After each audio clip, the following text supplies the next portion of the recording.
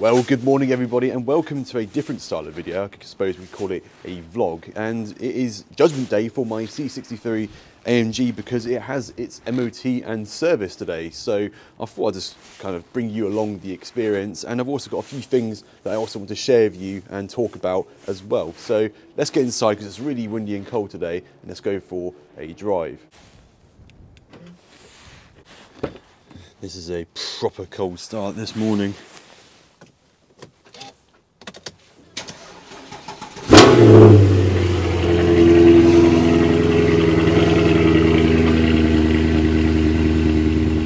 So we are now on our way in the Mercedes to get our car MOT'd and serviced, and I've got Classic FM to calm me down because I always feel like this is a really nervous experience as a car owner, for any car owner, is the unknown, not knowing if your car's going to pass or not. I mean, nothing thus far has given me any trouble in this car since its last MOT. I'm always vigilant for new noises or anything that could be potentially wrong with the car.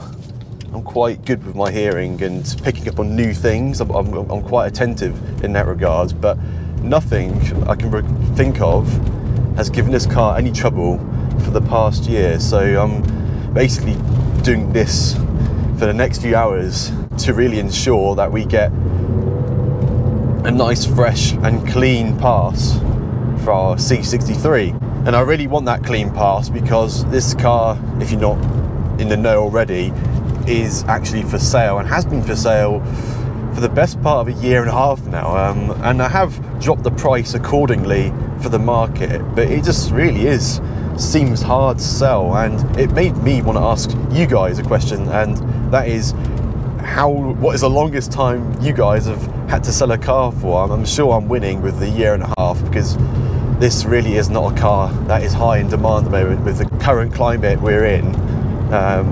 And of course, with this having a secondary resonator Italy, I think that does shoo off potential buyers, because in this spec, I'm not going to say it's classy or the classiest spec, but with this palladium silver, it probably is for the more gentleman spec, I suppose. And they probably don't want a big blaring, well, it's not that blaring, but a more noisy exhaust than it's already got. So I don't think that's helped.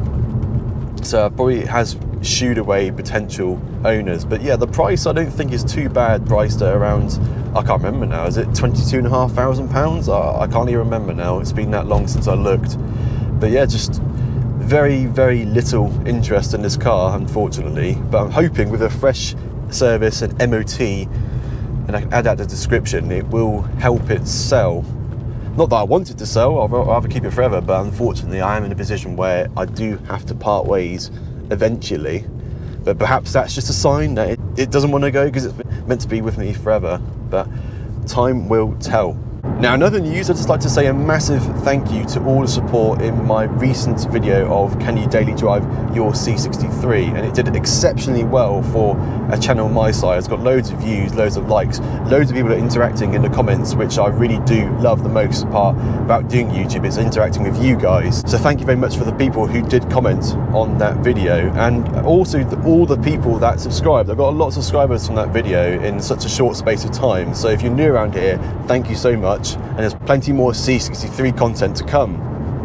And on the topic of Mercedes, I did a recent community post, and it was a poll of what would you like to see more of on this channel, and I was genuinely quite shocked because the general consensus of that post was the Mercedes got like about 65% of the votes, and obviously the post was would you like to see more of the Mercedes Z4 restoration videos or other cars, and I was quite shocked that about 60% was the Mercedes. So, well, thank you for voting, whoever was, and it's great to see that that is the sort of content you'd like to see. So I have ideas on my own, but obviously you guys want to see more content in it. So the question I have for you is, what would you like to see and what would you like me to cover on the Mercedes? Because I would happily oblige to making anything C63 related. So please do let me know in the comments down below what more you'd like to see on this car. Now, just another quick update for people who are Z4 watchers or people who's interested in this channel in general. I did do a video recently on my Z4, and basically when I was driving the car onto the driveway, manoeuvring it around, I have noticed there is a lot of liquid coming onto my driveway, and I thought I'd ask for a bit of help or a bit of guidance on what to look out for first and what the procedure I should take in regards to that. I've got the coolant, what do you call it, icon on my dash illuminated, and now I can see liquids coming off under the car, and I can see it dripping, and it's not water because it would have evaporated eventually, and it wouldn't leave like a little sort of stain on the driveway. I don't think it's there now, but it did take at least over a day for that residue to disappear.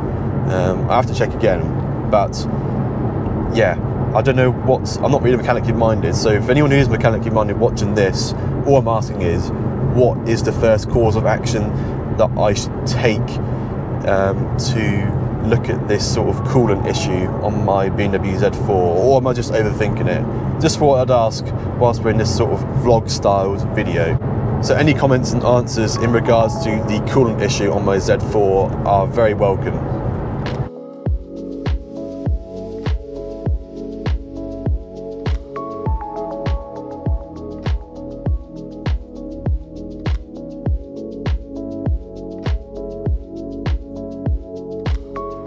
Right, so we're about 5 minutes away from our destination, and the garage I'm taken to in question is a Mercedes independent specialist called AutoClass, and they're quite reasonably priced as well, so I've been taking them there for a number of years now. And the place in question where it's located is in Milton Keynes, the holy grail of roundabouts, if you're not familiar with this area.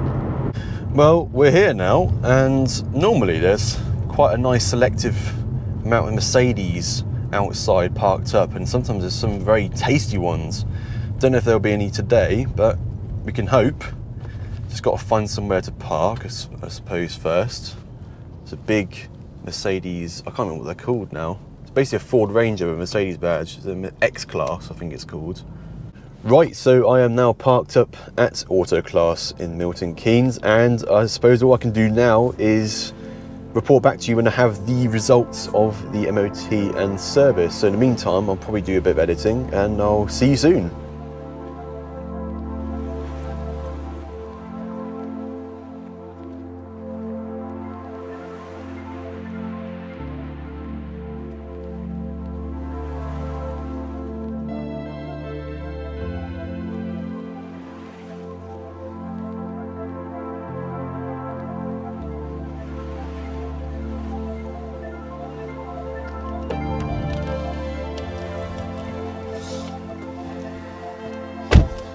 Well, hello everyone and welcome back. I have the paperwork here, and you've joined me a few days later after my MOT and service, and it is with deep sorrow and regrets that I have to inform you that my Mercedes failed, and I'm quite shocked, but I kind of had the inkling down below, I don't know why, that it just would fail, and it ultimately did. And what exactly did it fail on is the question, and it was something which is quite expensive on C63s, as I will now show you and tell you.